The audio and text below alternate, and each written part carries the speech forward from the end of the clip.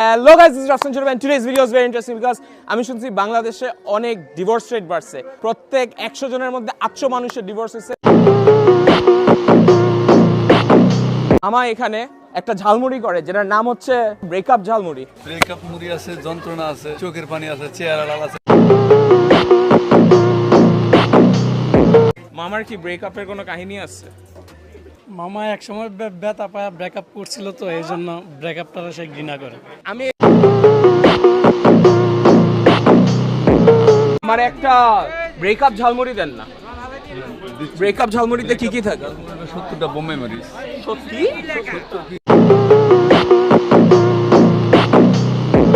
এই মামা আপনার কি ওই সাংবাদিকের খবর আসার পর ব্যবসা বেড়ে গেছে? না, আমি আগের থেকে ভালো বেশি। আগের থেকে ভালো গেছে। হ্যাঁ, এই কত